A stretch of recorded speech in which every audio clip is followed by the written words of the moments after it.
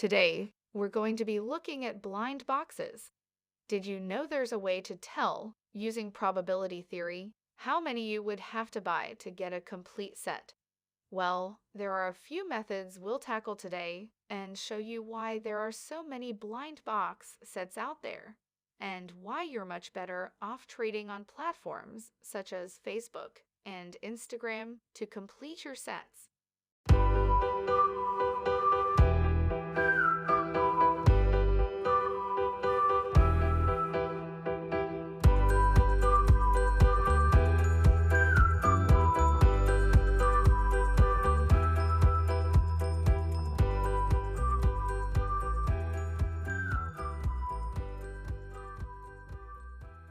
On Shop Disney, a search for Mystery Blind reveals 8 results: 4 wishables, 3 pin sets, and a key set.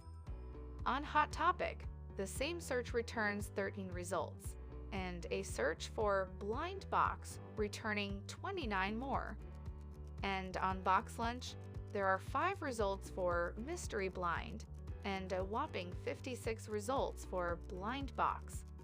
So that begs the question, how many do you need to buy to complete a set?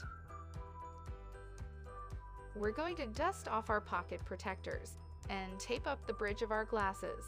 It's about to get a little nerdy in here. Without relying on trades and assuming all boxes are random, how can you determine how many boxes you'd need to purchase to get one full set? The answer to this question is the reason for their popularity among retailers. It's a lot.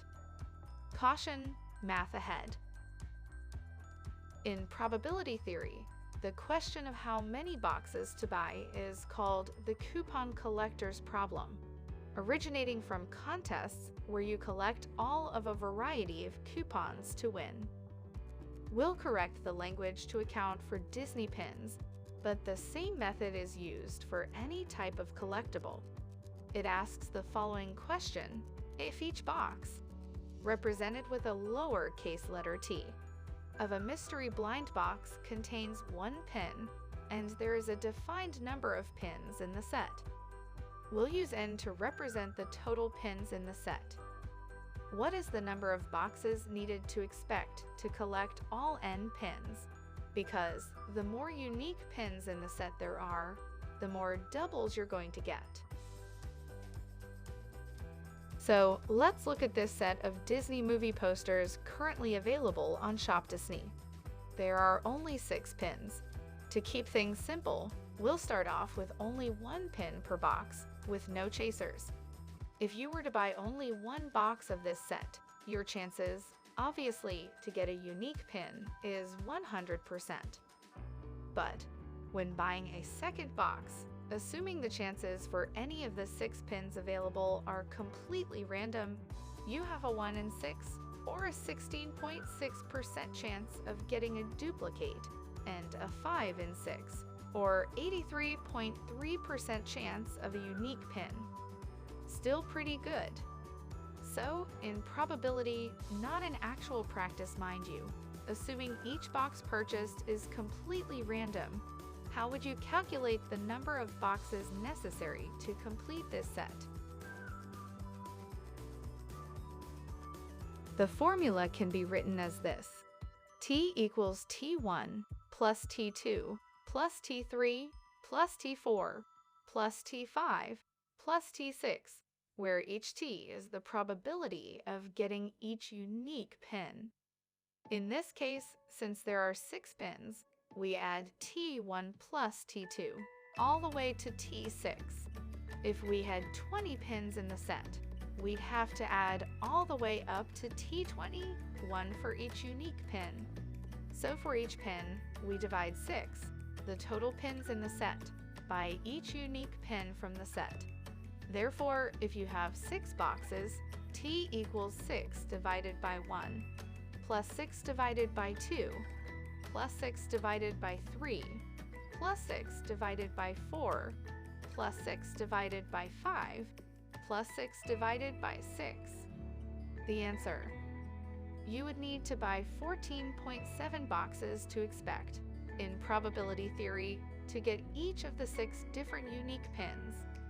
This example of 6 unique pins translates to a number of different sets that Disney has to offer, from the recent key pin set to the Marvel keys with 6 different keys, or the Star Wars keys, or the Valentine's Day key sets.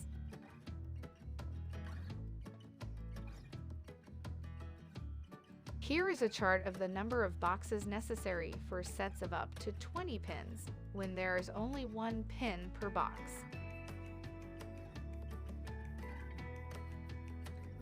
But wait, the set you are collecting has more than 1 pin per box.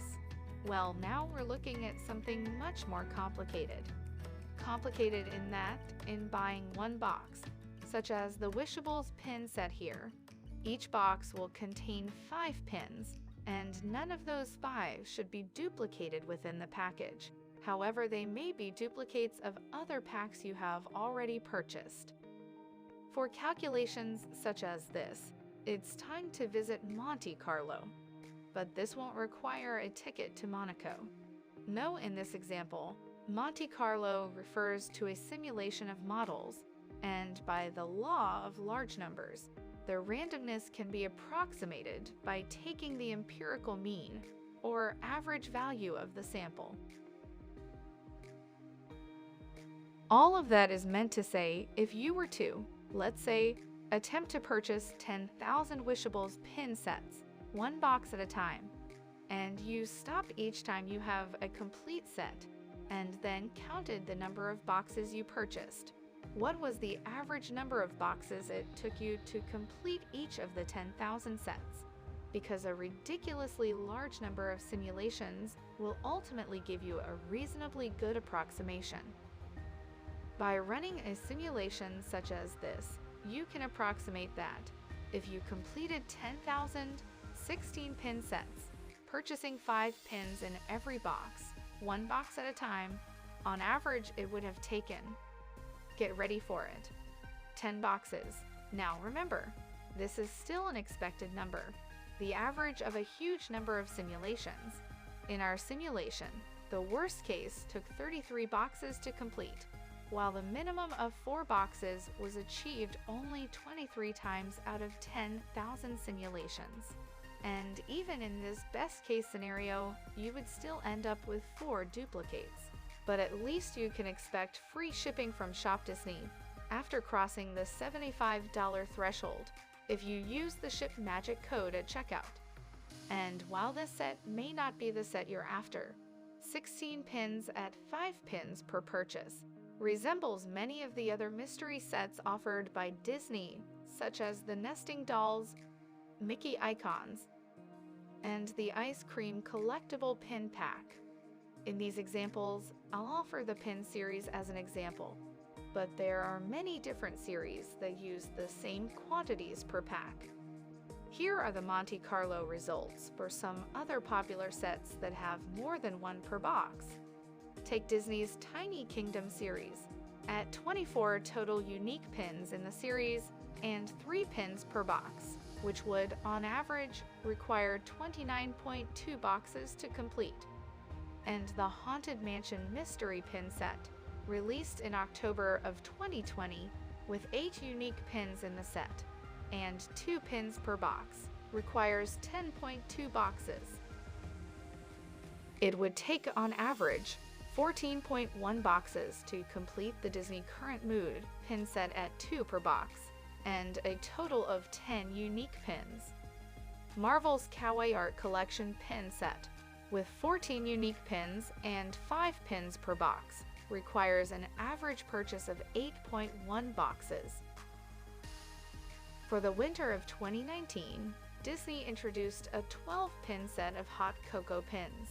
At 2 pins per box, it would take 18.1 boxes to expect to acquire each pin in this series.